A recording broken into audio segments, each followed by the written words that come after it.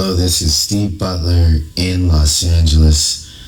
I am a Cryptologic calligraphy analyst for criminal communications that has been working on certain cold cases that have existed in America since 1966. Unfortunately, my work has shown me that the person that I believe to be responsible for these crimes is, one, still alive, and two, connected to probably some of the most famous cold cases in our history. Recently, the Pima County Sheriffs have released the full partially redacted versions of ransom note number 1 and ransom note number 2. I have long suspected since the beginning of these crimes that the person I have been researching and eventually found hiding in Canada was responsible for the Nancy Guthrie abduction. Based on the manner, the attitude, and the events that have been taking place, it seemed very similar to an earlier abduction attempt that turned into a murder that I recognized.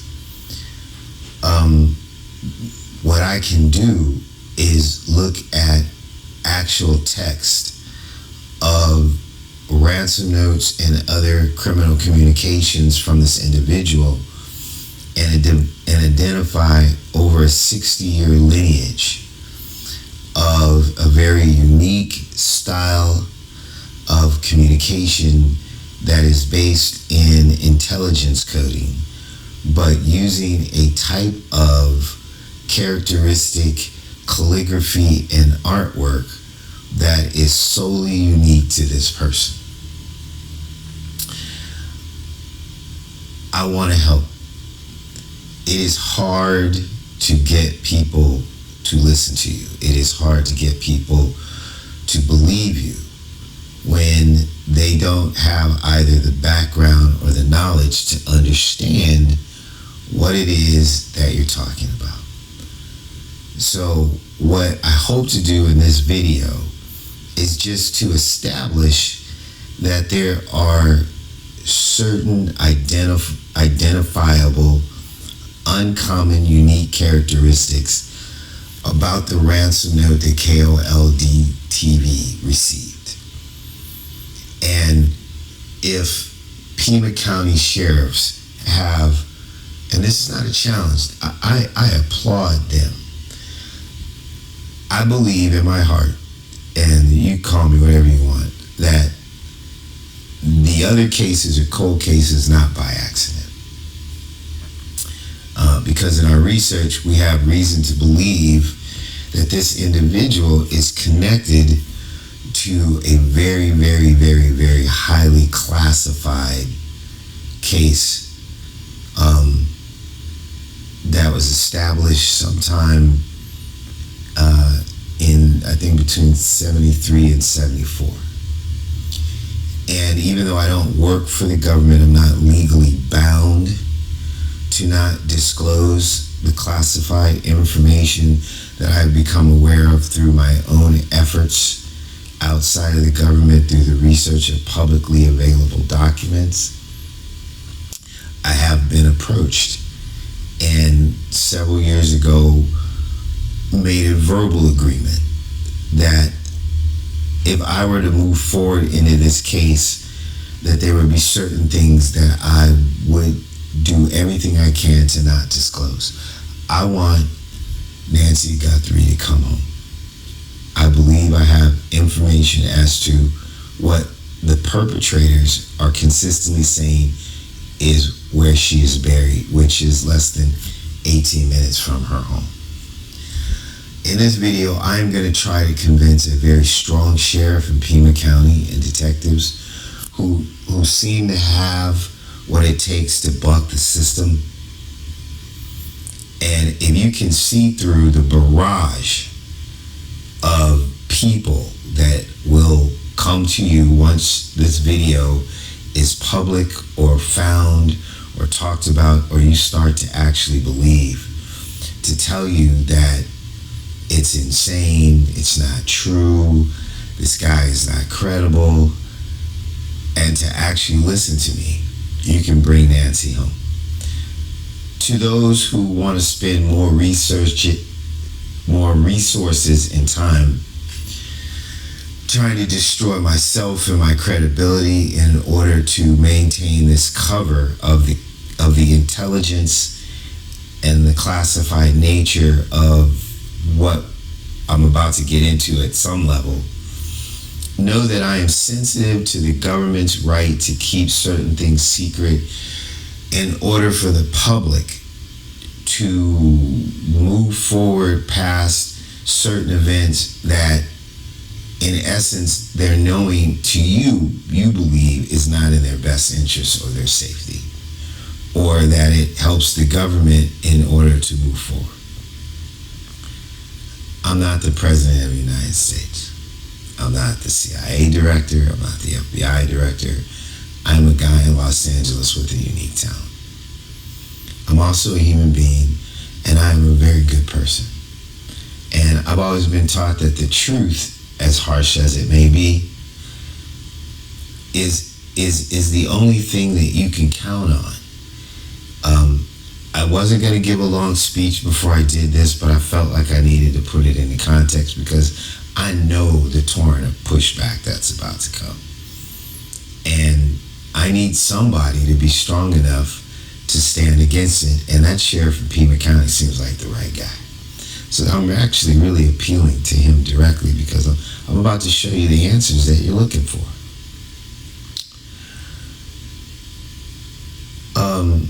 Before I get into this, which I'm about to, I'm trying to think of something in my family that was really important.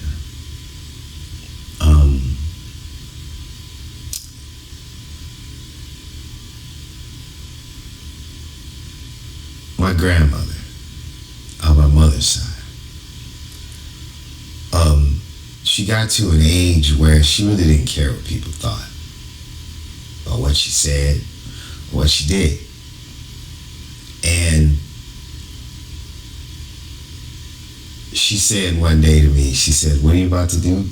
I said, "I'm about to become an investment banker." She promised me that you're not going to be one of the bad ones. You'll be one of the good ones. I said, "You have my word."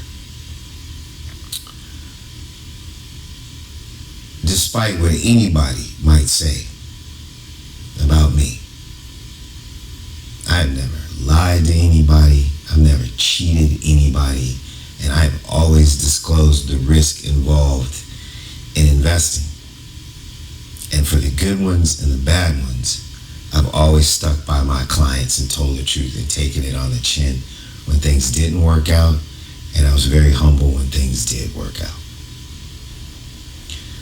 When my grandmother passed away, and my mother called me and said, "Your grandma died yesterday," it was approximately 2 days after I had gone to the home at about, 1, 2 in the morning, something like that.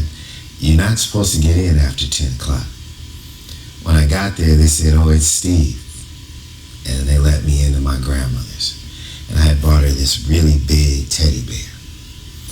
And the room was all lit up, the TV was on, and her and I sat there, I think we watched the Golden Girls, and just laughed our heads off.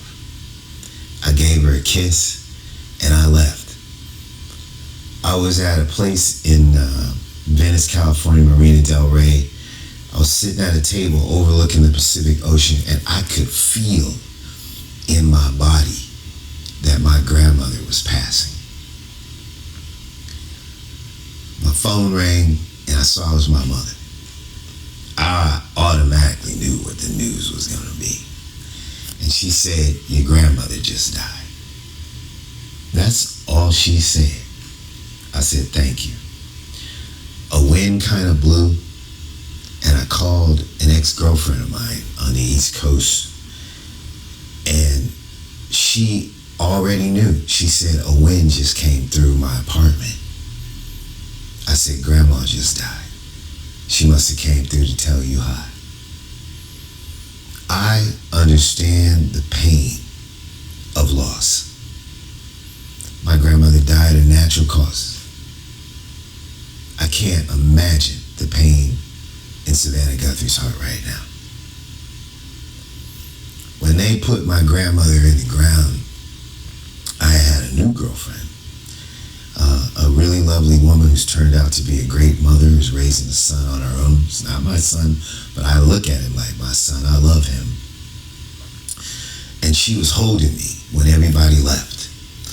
And you know how they start pulling everything away and the tractor comes up and all of a sudden it goes from a celebration to just the cold hard facts that they're about to put somebody in the ground that you love. I stayed as they cranked that casket down into the dirt. And the only thing that kept me from crawling in there and letting them put the dirt on top of me with my grandmother was the girl I was with that day.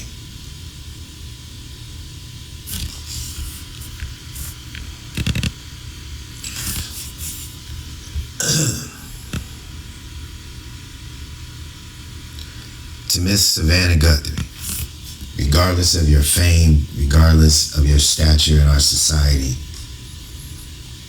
and beyond the people who think that you as a human being don't deserve whatever it is that you get in terms of the attention of your mother being kidnapped and snatched from your life because of your wealth or your position, I see you as a human being. I don't know you personally, but I believe that my God works in mysterious ways and that your mother is a blessing. And the strength of you is a blessing. Because the person we're talking about is a sick individual. And finally, he may have picked on somebody that people care about. And if we can bring your mother home, it will be a miracle that touches children and generations, that let them know that miracles are possible and that hard work and belief and faith is important. And those are the things that get us through life when things don't seem to be working right. And when you have those type of tools, those are the things that get us to avoid the violence, the conflict, and the destruction that comes in our society from people who've given up hope. You say that you are in a nightmare that will not end, and that nothing about your situation has changed, and you will never stop looking for your mother,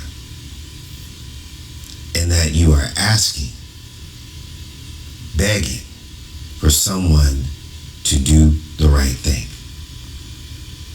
Help you and your family find your mother and tell us where to look for her. Ma'am, I'm about to give the Pima County Sheriff everything he needs to at least know where the people who created that ransom note, which I believe is valid and real, have said your mother is buried. Here comes my presentation. So, this is the Nancy Guthrie note number 1 code verification. We believe that the code that is being used in this ransom note derives from an intelligence protocol of a group that I'm not going to name currently because I don't want to prejudice your thoughts as we move forward through this. But they are people who had naval intelligence associations throughout the years, and there is a person who broke off from the group who can only be considered a psychopath.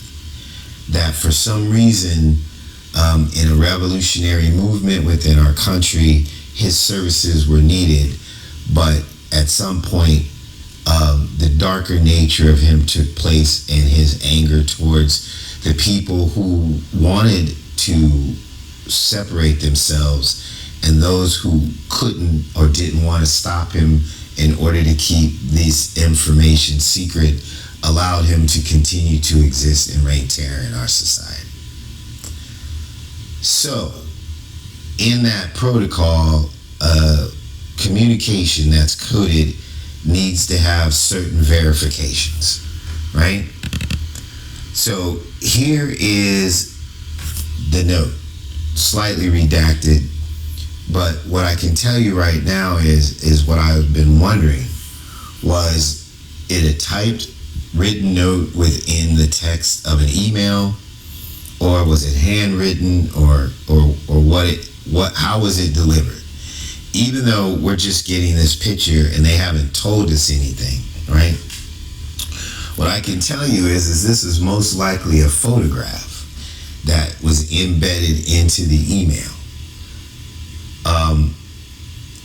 I don't know how it actually was set in there, but I can show you that this is a coded communication by a gentleman who has a unique criminal calligraphy.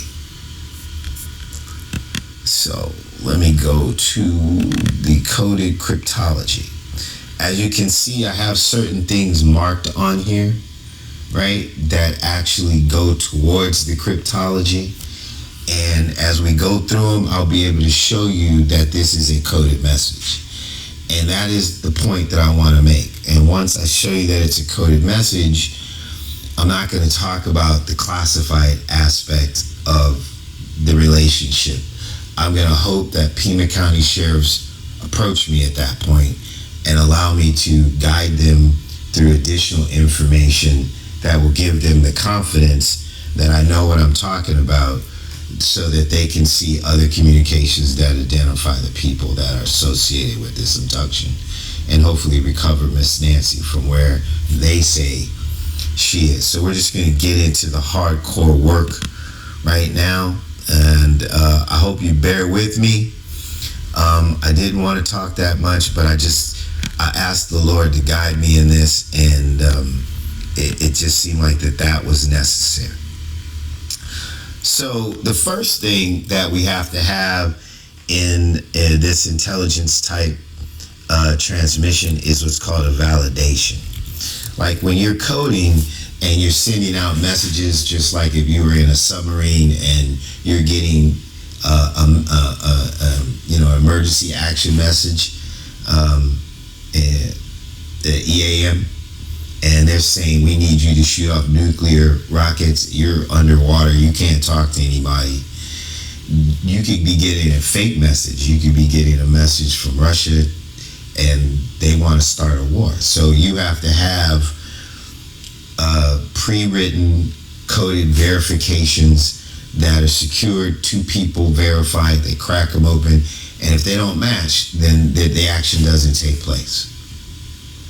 It's the same if you're just, in a war and you're out in the field and you're trying to communicate with a reconnaissance mission. There are validations that need to take place. It's the same when kids are playing.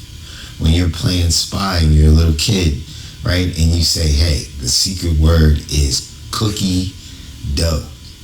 But I want you to say dough cookie as if it was a person, and you'll know it's me. So that when the parents come, if they figured out your code and they go cookie dough, you know that it's not your friend, even if they can fake his voice, right? I like to get people to laugh, but it's really that simple. So these people that think they're so intelligent and they've got all this highfalutin speech and they come on the news, they come in the newspaper and they're like, well, this is. And then the person and the writing and the calligraphy and the personality, and you can tell by the mood and man, forget all of that, right? This is hardcore, straight up, real intelligence coding, and you either know what the validations are or you don't. I do. So one of the validations is a reference to pi. So we're going to say a reference to pi. Pi equals 3.1415925. And what we're looking for is if there is a way in the note to get to pi, right? And so I've marked it up. I'm going to move it up. So to get to the numbers, we need numbers. And generally, you can write out a number, right? But in this person's vernacular, their coding vernacular, right? The pi references are generally actual digital numbers.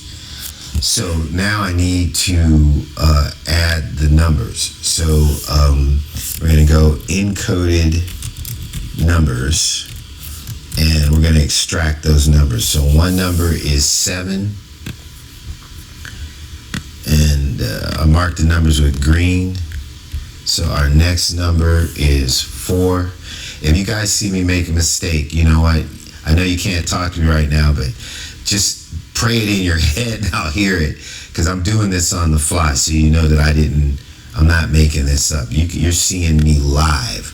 Just now, I did it before because I didn't want to make any mistakes if I could avoid it, so that the police will actually believe me. So we got a 7, a 4, we have another 5. All right, we're into it. We're doing it now. All right, we have another 5. Right? So let's go to the next line. What do we have? Just go back. All right, so now we have a 6. And I have notes next to me that I'm following just to get this right. Okay, then we have another 5. Right, so far we're on track. Now we have a 9.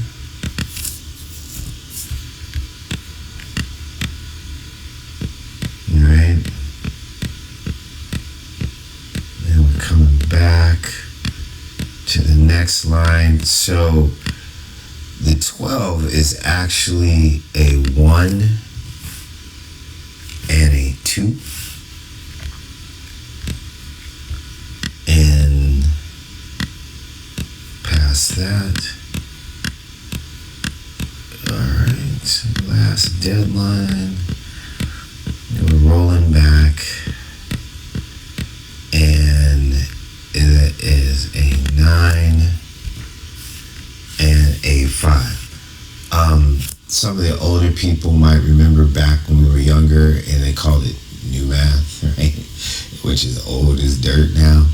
And we had things called word problems, where you would actually have like text, a paragraph, and it would actually give you some numbers to actually work out a mathematical problem. You had to extract the numbers and figure out the formula that you needed to use to solve based on the paragraph. Like if a train leaves Los Angeles at 12 o'clock and gets to San Francisco at 5 o'clock going 55 miles per hour, how long would it take a train from San Francisco to get to Los Angeles going at 105 miles per hour? That's how this works. So even though it's saying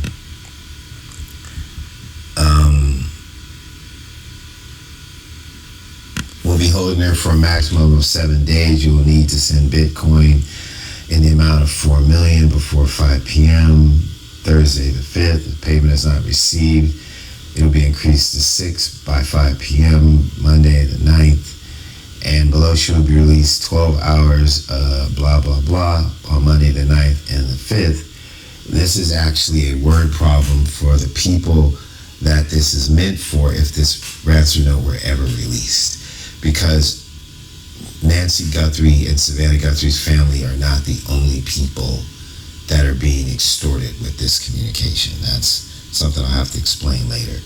But there are 2 messages in here. And the only way that this thing was going to be released is if Miss Nancy was released and they decided to release it, or she died and they decided to release it.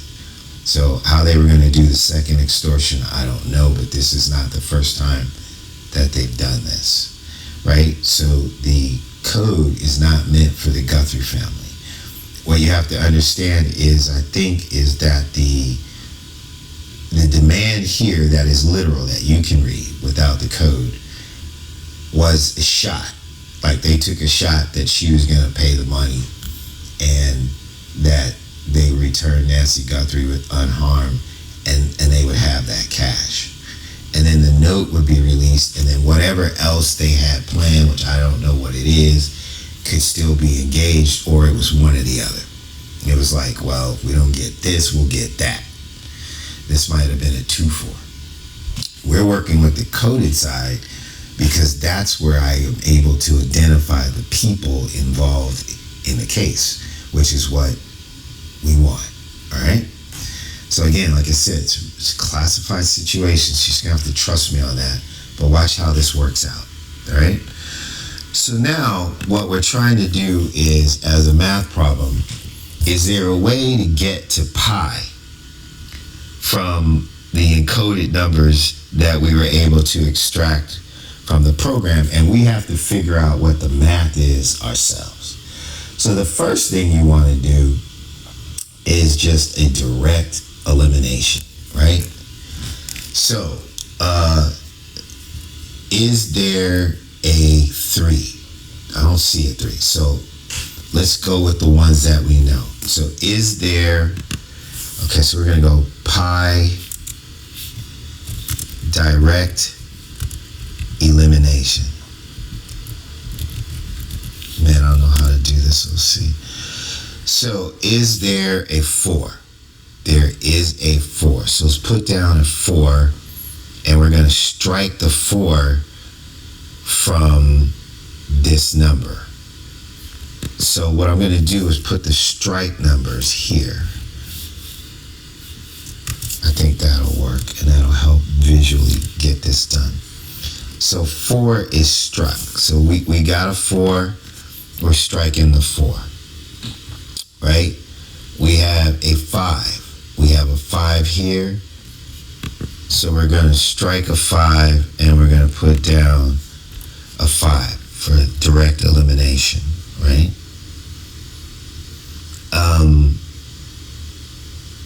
Do we have another 5? We do. We have another 5. So there's a 5 here. So we're going to strike that 5 and put down this 5, right? And so we've eliminated 1 4 and 2 5s. Is there a 6? There is a 6. So we're going to strike a 6, and we're going to put down a 6 for direct elimination. Right?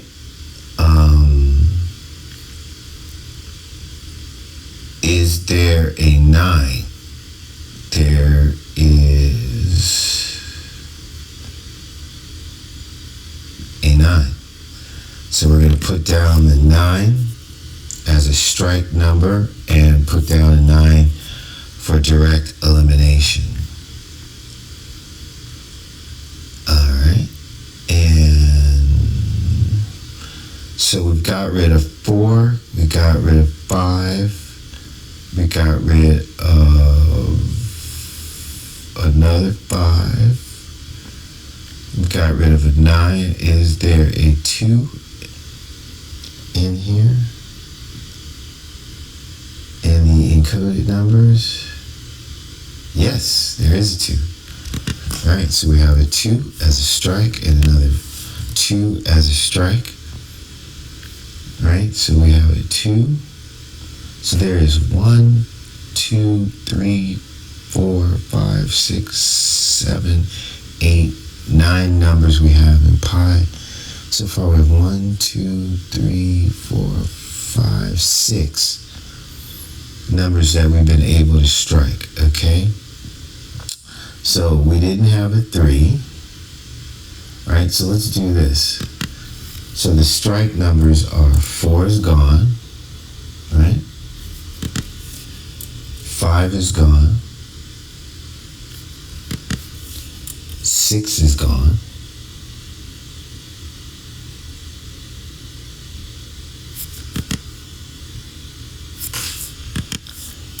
9 is gone.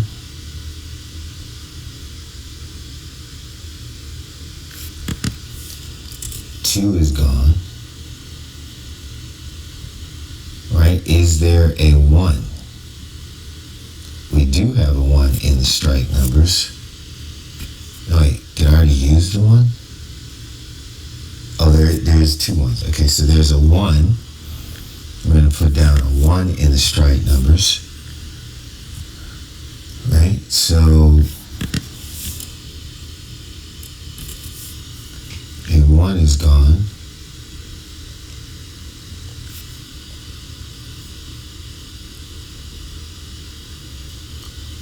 Did we have a 6? Oh, 6. Oh, wait. Okay, so there's a 6. So the numbers that we have left are 3, 1, and 5. Right?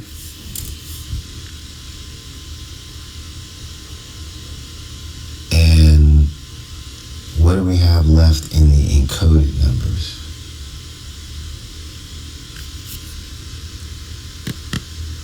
4 is gone.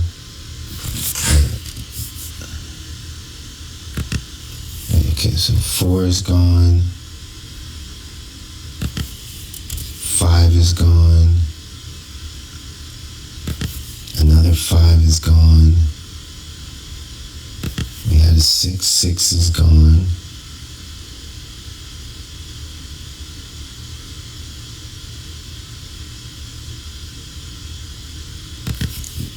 Is gone. 2 is gone.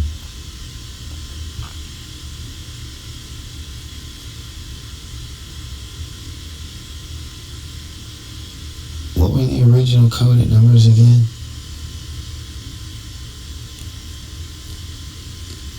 Did I strike a 1 already? Right, so the 1 is gone, right? Right, 1 is gone.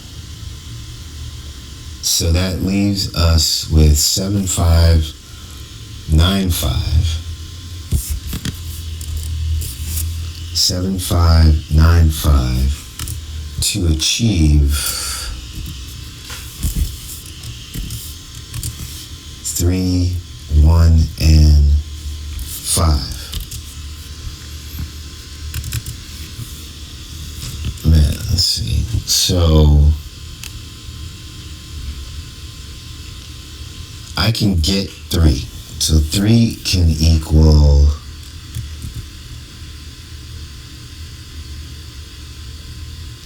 5 plus 5 minus 7. So we got that.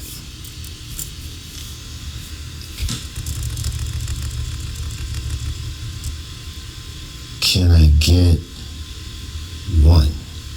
I can get 1.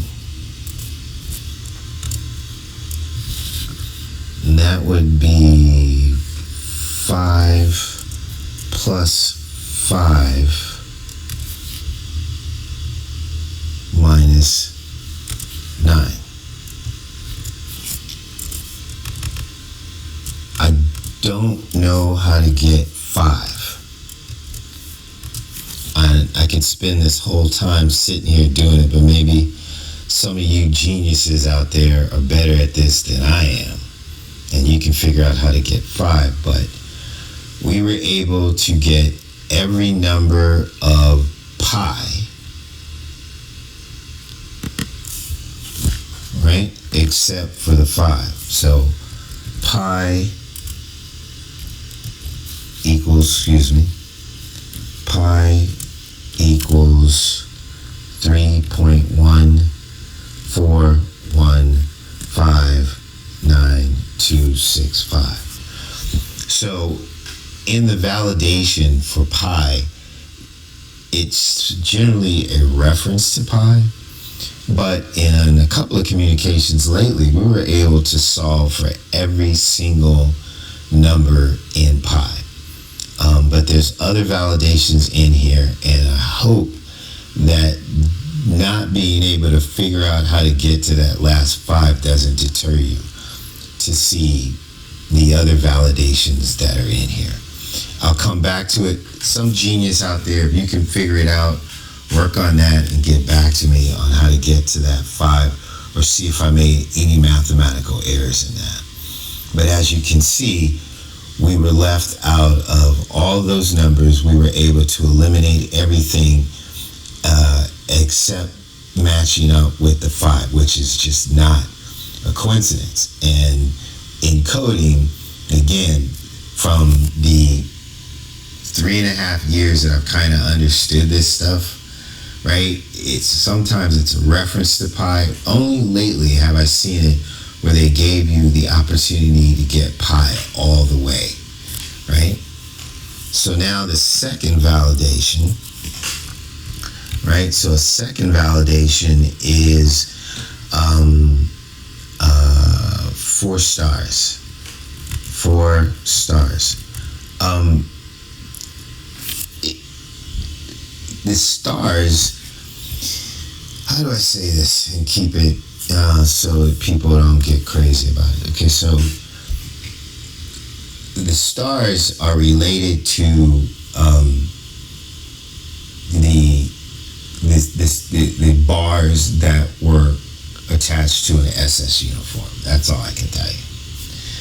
All right, so in this document right here, I imagine that this is how they got it, and when we receive it out here in the public, we're thinking that this is coming from the Pima County Sheriff's, and that the email is just behind that. That is part of this calligraphy, and the fact that they didn't tell us that is going to give this more credibility. So this is not an actual Pima County Sheriff sticker on the ransom note. This is what the person who created this note put on here. This is part of his Cryptologic calligraphy. It's art. And as you can tell, that is a person. That is a person. And these look like some type of heads, perhaps. This is not real. This is what this guy does. That's how unique it is, and how you know that this is a contrived, constructed, cryptologic intelligence communication from this specific person.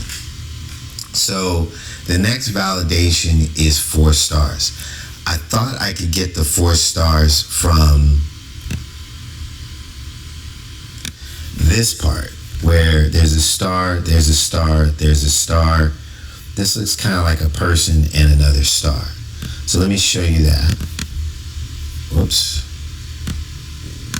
Let me show you that. But then I look down there and I'm like, that's much better.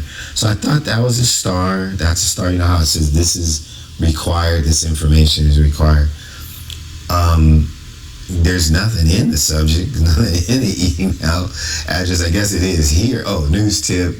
So there are stuff in there, right? So it's 1, 2, 3, right? And then the 4th one, see, that one to me looked more like a little person or something. So I was like, excuse me. So I thought, well, maybe that's not a star. It looks like a little fat guy, right?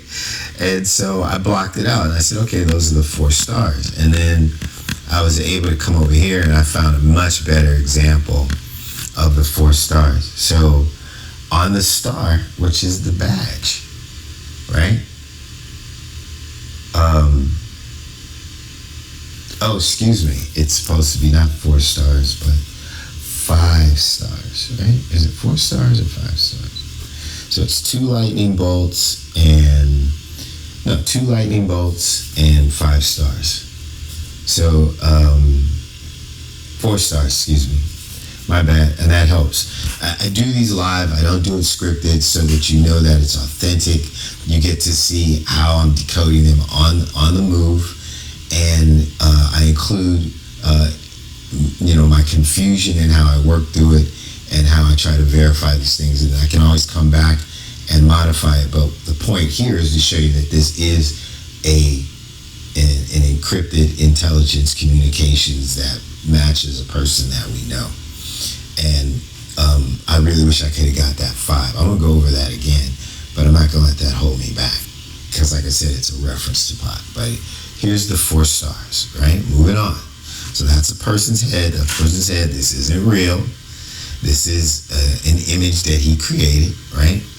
And so this would be 1 star, 2 stars, 3 stars, 4 stars, and it would have been 5 stars, which is more than the validation, except he cut this part off. See how smooth that was, right? So for the 4 stars, we're going to get that as validation done with Pima. I'm a little nervous because I know how important this is. So bear with me. Pima County Sheriff logo.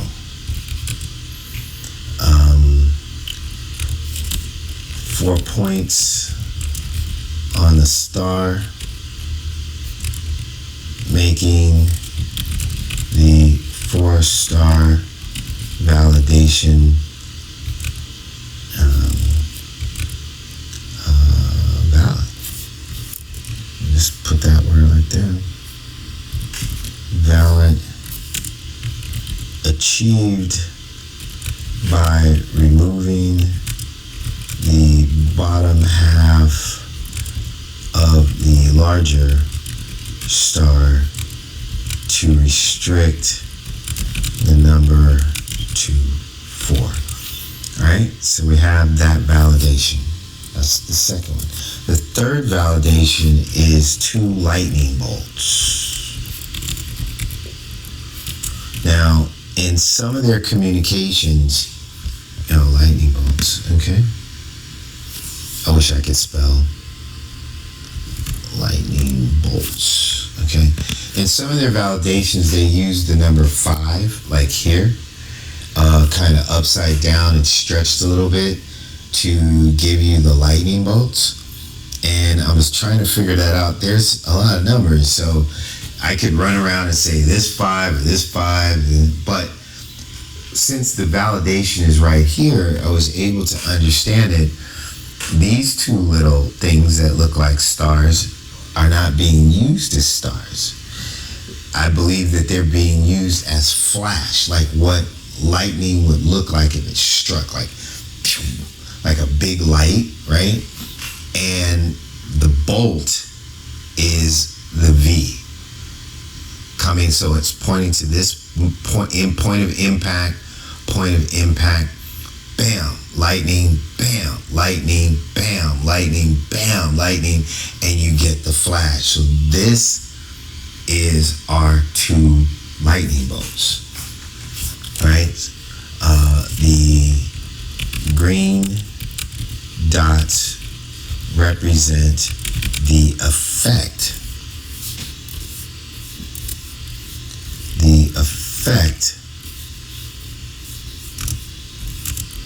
of a lightning, right? That's better, right? A lightning strike resulting in a flash at 2 points on the sheriff's star to give us our 2-star validation. Now considered valid. I hope it's not too boring, but this is just hard work. I know the answers to these people's things. I know what's going on, and I want you to believe me. So I'm just giving it to you raw, right? But there is more, that you'll see that kind of really nails it down. So we have reference to pi, right? And we have 4 stars and 2 lightning bolts. The other thing that they have, because they adopted this German stuff as part of their validations. I don't know any of them to be racist at all. They're totally mixed in their racial makeup within the group. I don't know why they use these type of things for their coding validations. They were running an asymmetric war against our own government in order to stop the Vietnam War.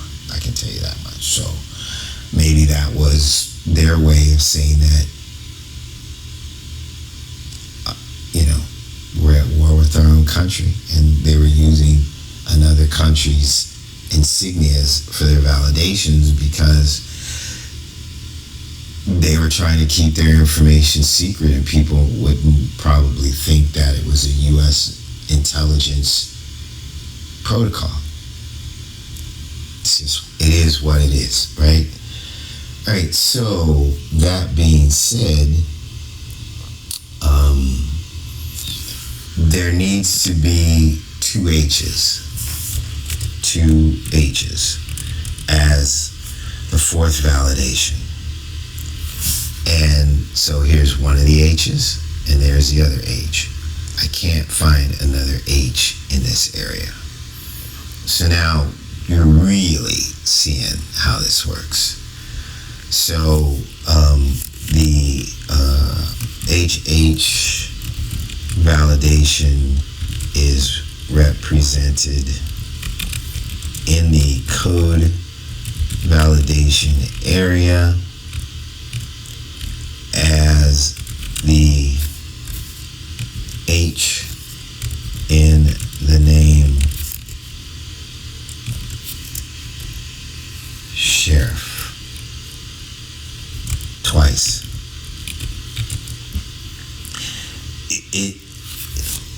Somebody right now is saying, how do you know those are the validations? So I have history for that, and I don't want to go through it in here.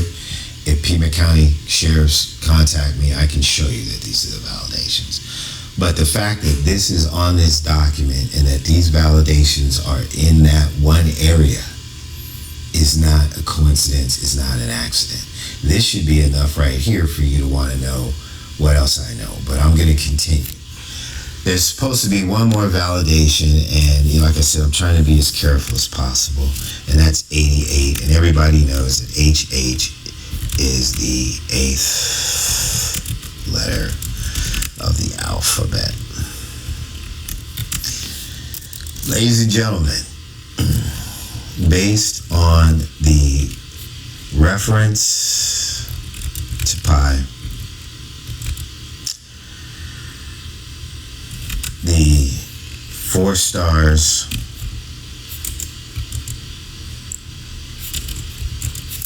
the 2 lightning, I don't know how to spell, so hang in there. 2 lightning bolts,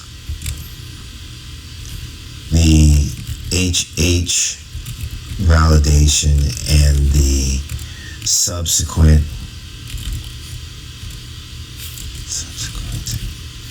please help me spell check, and the subsequent reference that can be derived from that.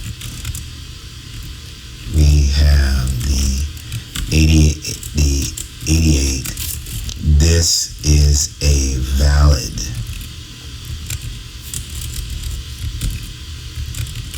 security validation.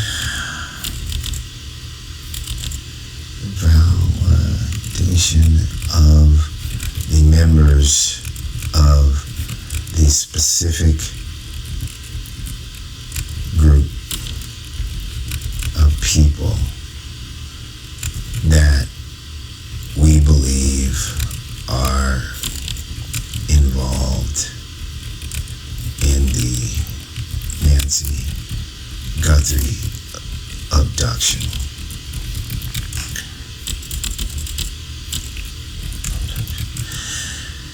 Alright, I'm going to show you some more. That's not all. Right? Let me just kind of gather where I'm at and go back to the note to see what we have here. Alright, so we went through the validation phase, and that, I got to get this done before I run out of audio. There's also another thing that he does, and this is really unique and really definitive. So I need to spin this around, and here you go.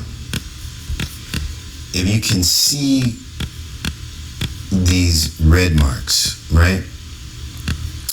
See this kind of tall walking figure? In another ransom note, the Guthrie ransom note, that figure represented like a tall walking man, but it was in the note. It's letters that look like pictures and pictures that look like letters. And that figure walked you through the ransom note that gave you all the coded information that was being transferred for the people that were conspirators in what was considered to be or targeted to be an intruder breach into the home, right? So I don't want to argue that with a bunch of people, but I'll show you that it's in the note, right?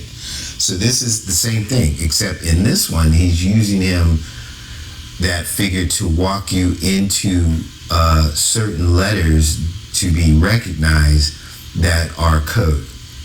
So just to make the video a little bit more interesting and not so boring for people who are interested in it and all this stuff I keep telling you about that's classified that you think I'm just making up to try to make you to look at this video, which is absolutely ridiculous. And the ones who are going to bang on me about not getting that 1.5, and I say it's a reference to 5, is going to say that I'm just making that up to say because I couldn't get the 5, which means it's not valid. You're wrong. This right here is O&I.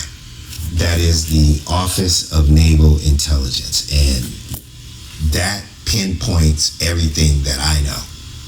And I can't say any more about that. That's why it's classified. All right?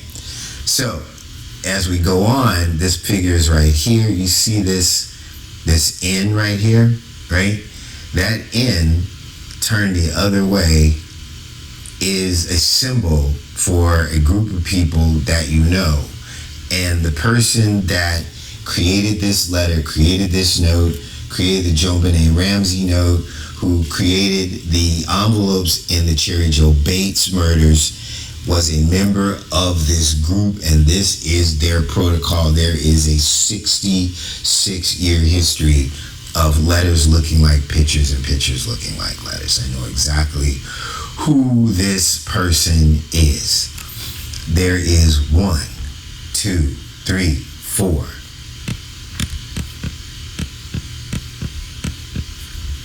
5, 6.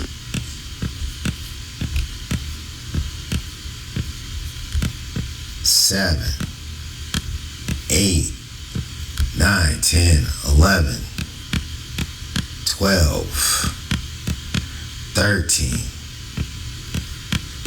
There's at least 13 or 14 like 15. I might have skipped a few, 16, 17. There are like 17 or 18 different places in this ransom note upside down where this figure right here, that figure is shown and is telling us to drag letters out of here that create an entirely different message out of the ransom note. This is a coded creation. All right? Take my word for it.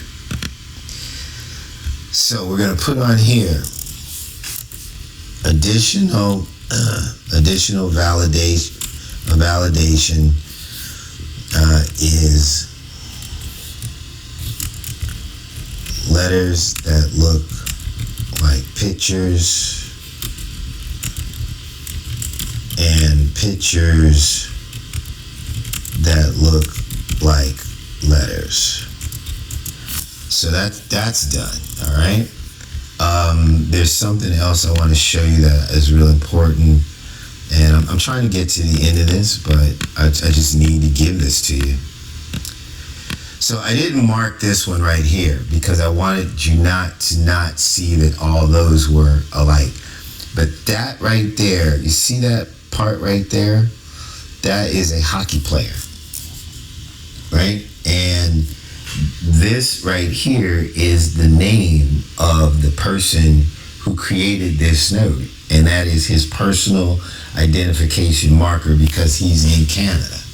He's a fugitive from the United States who faked his death in 1971, and he exists in Canada as a priest. He used to be the pastor of St. John Apostle in Kingston, Ontario, and recently is now been released from that position because he's under investigation for the embezzlement of $630,000 in over 1,130 irregular transactions since 2019.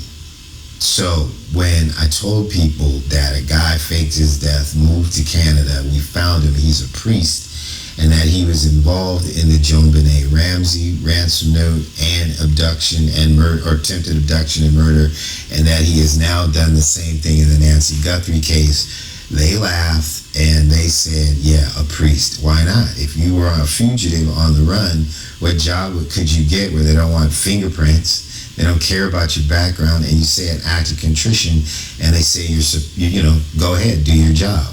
Till you start stealing the money, right?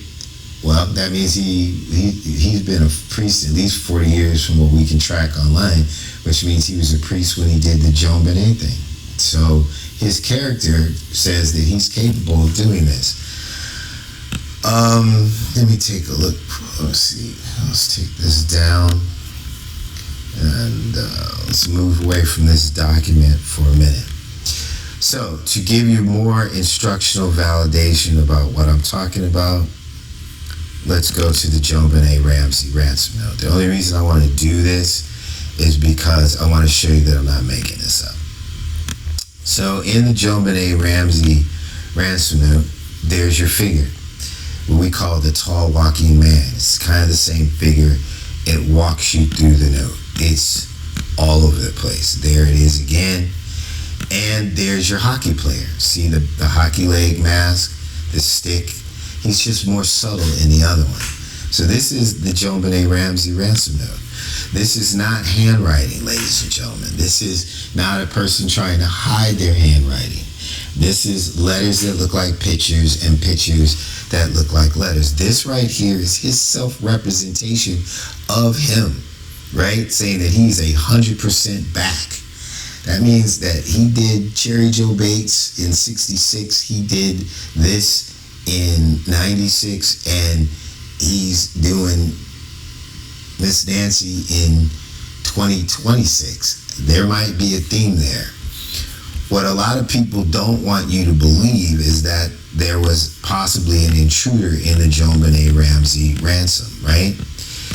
Within this note, there is a figure that represents a person in what I call a makeshift hazmat suit with a black flashlight, right? And this word right here is actually a map that gets you through the house, up the stairs. So you enter into the house, right? Here's the intruder.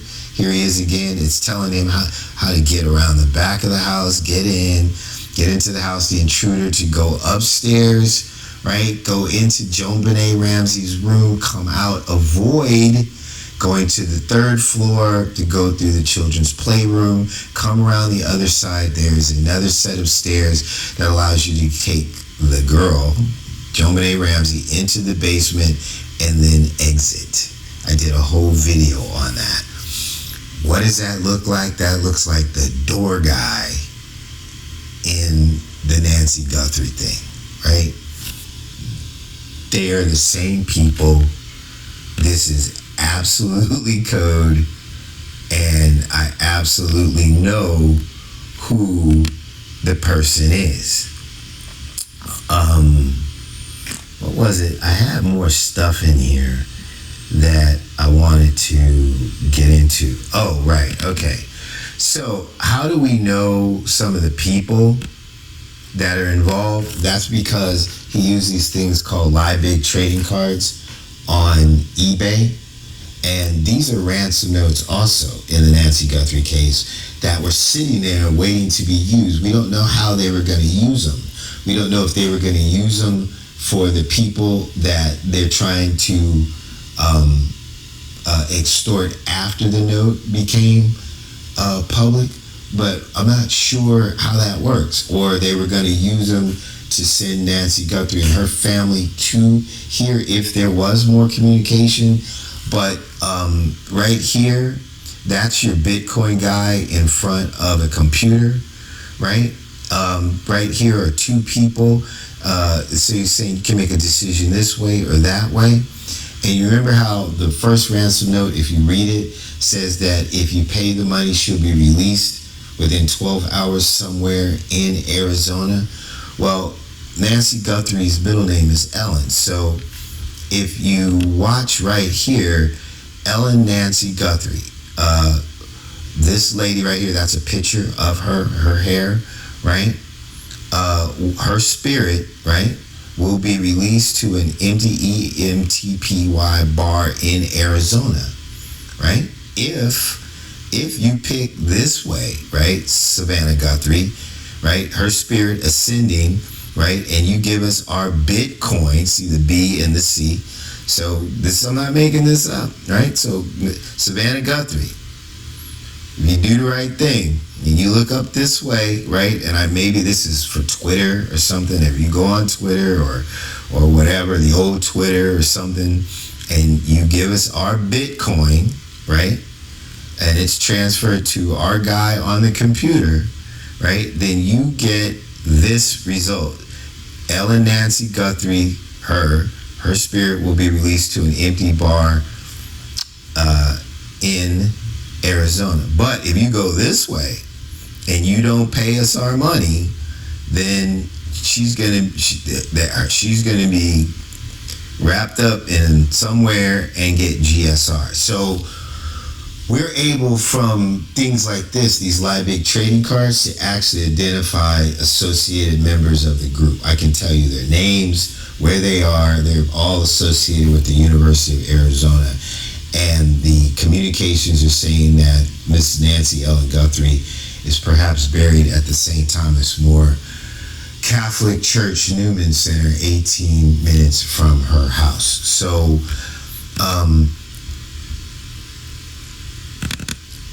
this picture right here is the communication that kind of describes that, right? And we know who she is. We know who she is. We believe we know who that is representing.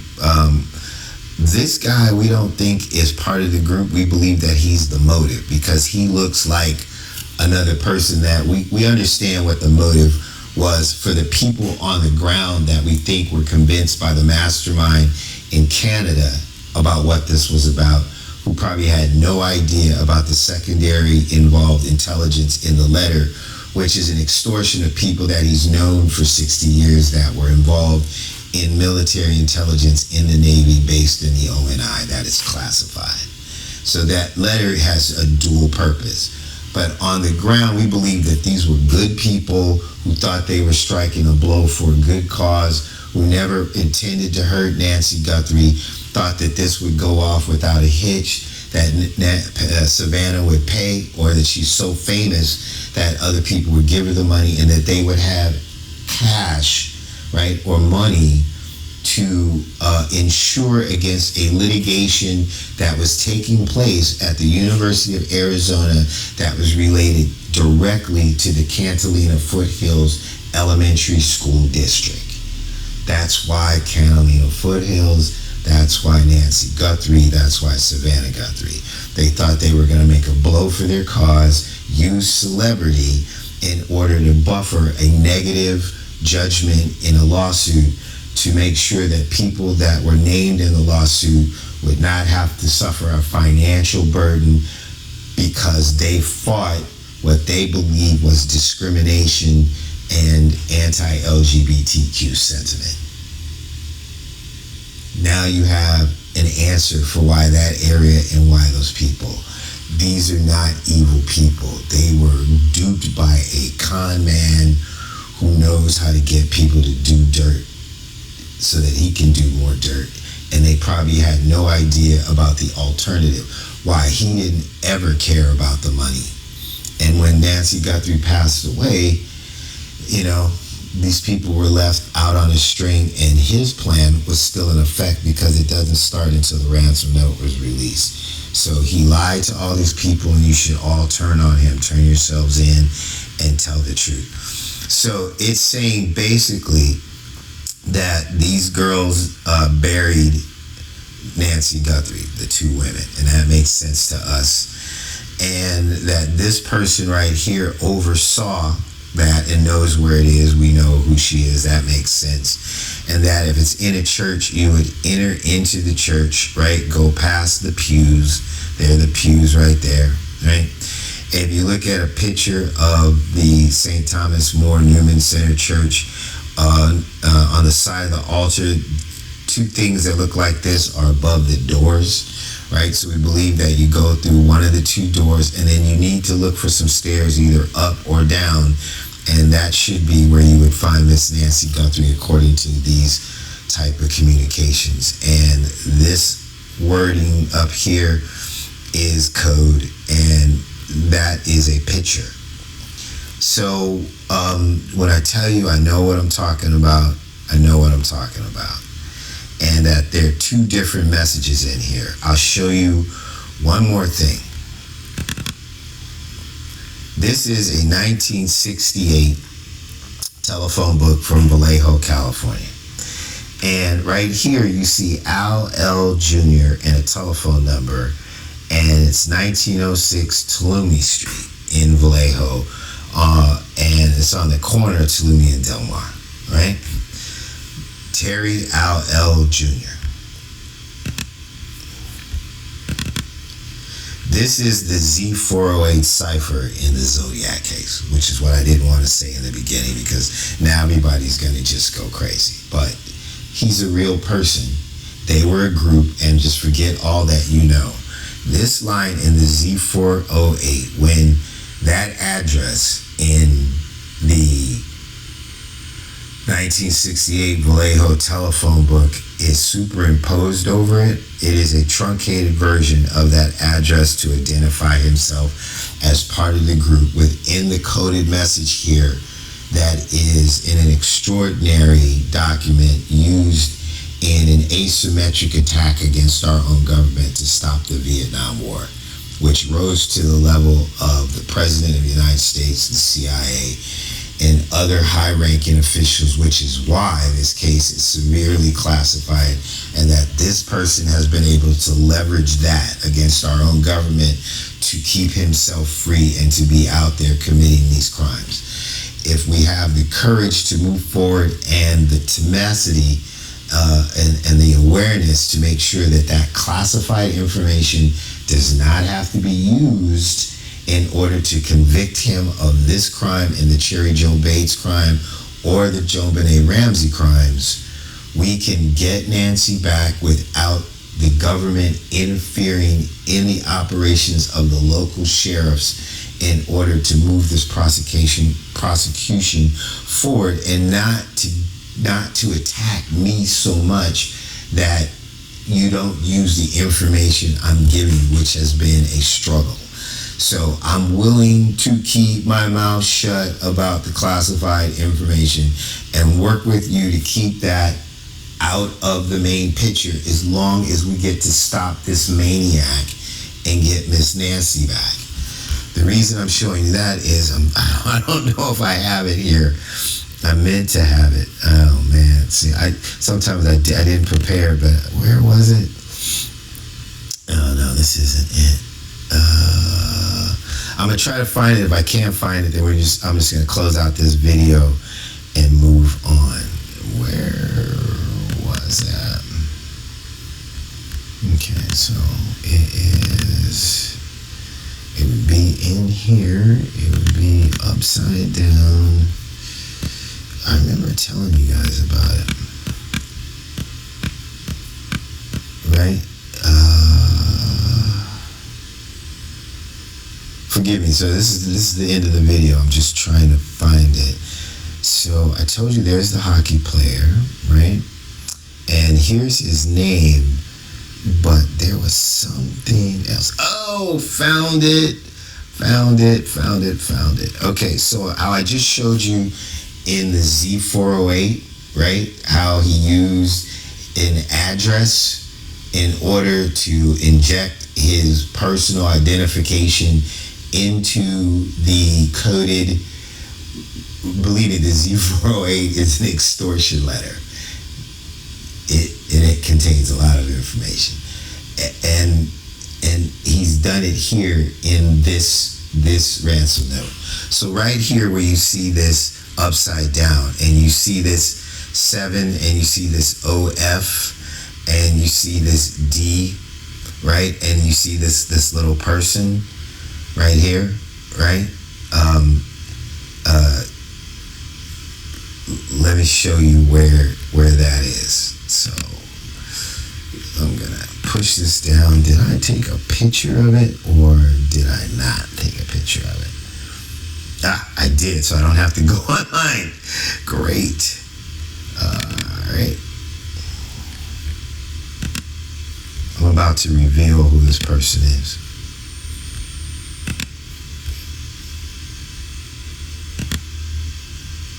Is this it? Yeah. Okay. So we're going to put that down. We don't need that anymore. This is going to be the end of the video. And, all right. So, that 7 is that 7. That OF is that OF. And that DA and S is Church Pastor Friar David Collins, OFM CONV. Parish Priest 88, Patrick Street, Kingston, Ontario, K7 K3P1. That is your mastermind, your international connection.